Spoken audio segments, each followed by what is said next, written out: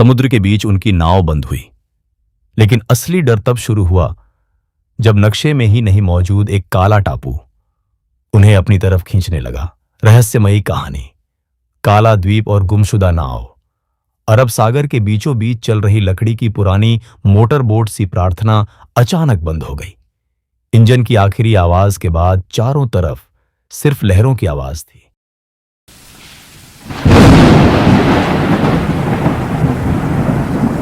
नाव में कुल 20 लोग थे। पर्यटक, एक कप्तान, 2 मछुआरे, एक डॉक्टर, एक पत्रकार, एक फोटोग्राफर और कुछ कॉलेज के दोस्त। आसमान पर बादल ऐसे थे मानो किसी ने काली स्याही फैला दी हो।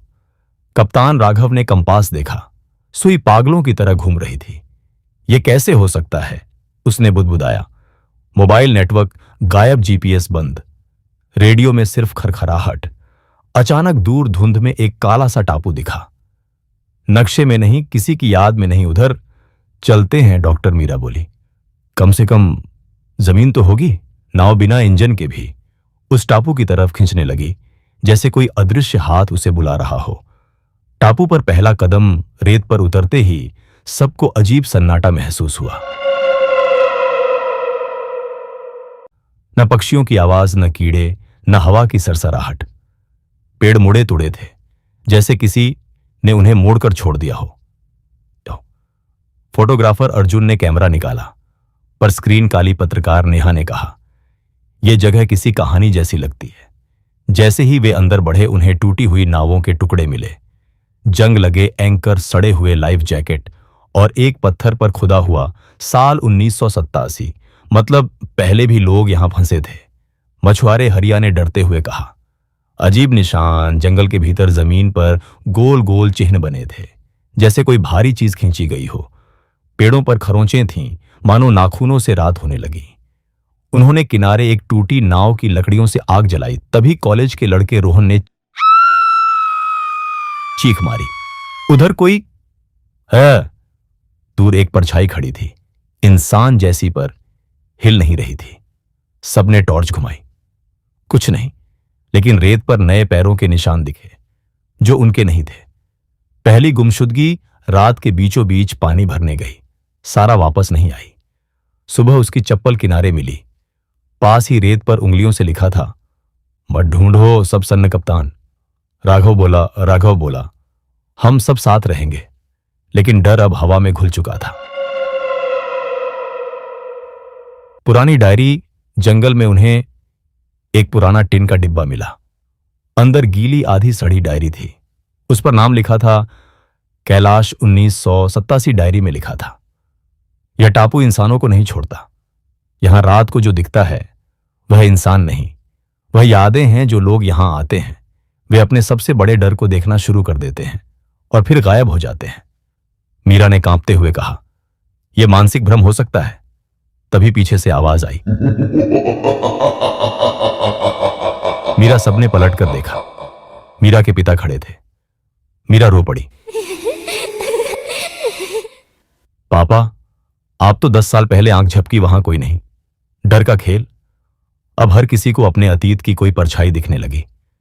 नेहा को उसका मृत भाई दिखा, राघव को डूबे हुए जहाज की याद, हरिया को वह तूफान जिसमें उसका साथी मरा था। टापू उनके दिमाग से खेल रहा था। दूसरी गुमशुदगी।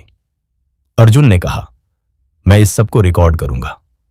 वह अकेला जंगल में चला गया। उसके पीछे सिर्फ उसकी चीख सुनाई दी। जब लोग पहुंचे, कैमरा जमीन पर पड़ा था। स्क्रीन पर आखिरी फोटो। सब 19 लोग आग के पास बैठे थे, पर फोटो में 20वीं जगह पर एक काला धुंधला चेहरा भी बैठा था। सच का एहसास, डायरी का आखिरी पन्ना मिला। यह टापू एक जीवित चीज है। यह उन लोगों को खाता है जिनके मन में पछतावा, डर या अधूरी बातें होती हैं। मीरा बोली, हमें अपने डर का सामना करना होगा, नहीं तो हम भी गायब हो जाएंगे। अंतिम रात सबने आग के पास बैठकर अपने अपने जीवन के सबसे बड़े पछतावे बताए। रोहन ने अपनी मां से माफी मांगी। नेहा ने अपने भाई की मौत के लिए खुद को माफ किया।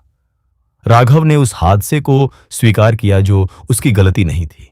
जैसे जैसे वे बोलते गए, जंगल की परछाइयां फीकी पड़ती गईं। सुबह का चमत्कार। सुबह टापू पर धूप थी, हवा चल रही थी, पक्षियों की आवाज दूर।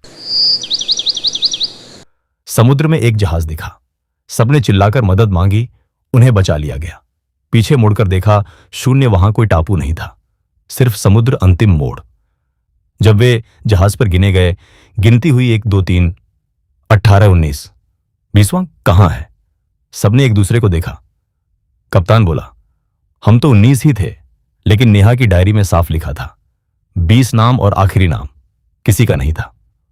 बस लिखा था, जो पछतावा छुपाएगा वह टापू पर रह जाएगा।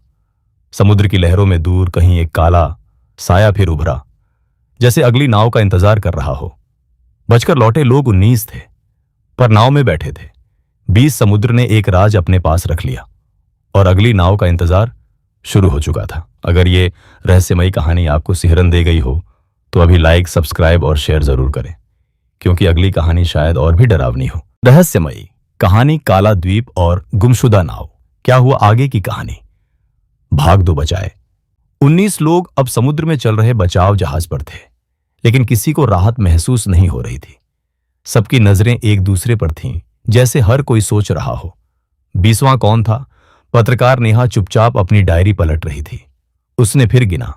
नाम साफ लिखे थे 20, लेकिन अजीब बात, उसे याद ही नहीं आ रहा था कि आखिरी नाम उसने कब लिखा।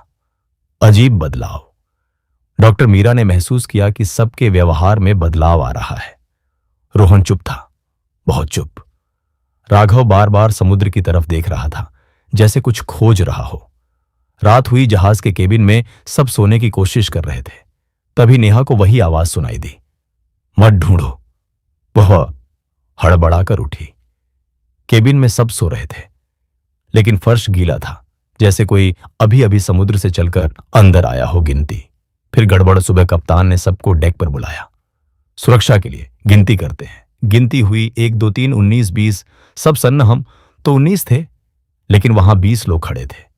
एक अतिरिक्त चेहरा, वह चुप खड़ा था, भीगा हुआ, और उसकी आंखें बिल्कुल काली। तुम कौन हो? राघव चिल्लाया। उसने सिर्फ इतना कहा, मैं तो शुरू से तुम्हारे साथ था। याददाश्त का टूटना। अब सबको लगने लगा कि उनकी यादें बदल रही हैं। कुछ लोगों को लग रहा था कि वह आदमी सच में नाव में था, कुछ को यकीन था कि नहीं था। नेहा ने अपनी डायरी दिखाई। अब उसमें 20वां नाम लिखा था, सारा। लेकिन सारा तो टापू पर गायब हुई थी। समुद्र का असर। जहाज का रेडियो बंद होने लगा। कंपास फिर घूमने लगा। कप्तान चिल्लाया, ये फिर वही हो रहा है। समुद्र शांत था, लेकिन जहाज अपने आप दिशा बदल रहा था, उसी दिशा में जहां से वे आए थे। सारा की वापसी। रात में रोहन ने डेक पर किसी को खड़े देखा। वह सारा थी, भीगी हुई। वह मुस्कुरा रही थी। तुम लोग मुझे छोड़कर क्यों आ गए? रोहन ने चीख मारी। सब दौड़े। वहां कोई नहीं था, लेकिन फर्श पर पानी था। सच्चाई का खुलासा में मीरा को डायरी का एक पन्ना याद आया, जो वह टापू पर पढ़ नहीं पाई थी। नेहा ने डायरी फिर देखी। अब उसमें नया पन्ना था, जो पहले नहीं था। उसमें लिखा था, टापू से कोई बचकर नहीं जाता, टापू लोगों के साथ आता है। सबकी रीढ़ में ठंडक दौड़ गई। तीसरी गुमशुदगी। जहाज पर रात के बीच एक नाविक गायब। सीसीटीवी देखा गया। वह खुद चलते चलते समुद्र में कूद गया, जैसे किसी ने उसे बुलाया हो। काला साया। अब वह 20वां आदमी सबको दिखने लगा, कभी कोने में खड़ा, कभी डेक पर, कभी शीशे में परछाई की तरह। लेकिन जब सीधे देखते गायब। डर का चरम। मीरा बोली, यह टापू नहीं, यह हमारे अंदर है। जब तक हम अपने डर से पूरी तरह मुक्त नहीं होंगे, यह हमारा पीछा नहीं छोड़ेगा। सबने फिर अपने अपने डर स्वीकारने शुरू किए, लेकिन इस बार कुछ लोग झूठ बोल रहे थे। और तभी जहाज जोर से हिला। लहरें उठी आसमान। काला वापसी। सुबह जहाज एक तट के पास था। बचाव टीम आई, उन्हें उतारा गया। फिर गिनती हुई 19। इस बार सच में 19। सबने राहत की सांस ली। अंतिम रहस्य क्या था? कुछ दिनों बाद नेहा ने खबर देखी। अरब सागर में एक नाव लापता। नाम था सी प्रार्थना। वही नाव, वही रूट, वही जगह। नेहा के हाथ कांपने लगे। उसने आईने में देखा, पीछे एक काला साया खड़ा था। धीरे से फुसफुसाया, अगली बार तुम वापस आओगी। आखिरी पल समुद्र कभी खाली नहीं रहता। वह अपने राजलोगों के साथ भेजता है और वापस बुलाता है। काला द्वीप अभी भी मौजूद है, लेकिन अब वह सिर्फ समुद्र में नहीं, लोगों के अंदर बस चुका है। समाप्त, या शायद नहीं। अगर यह रहस्यमयी कहानी आपको सिहरन दे गई हो तो अभी लाइक, सब्सक्राइब और शेयर जरूर करें, क्योंकि अगली कहानी शायद और भी डरावनी हो।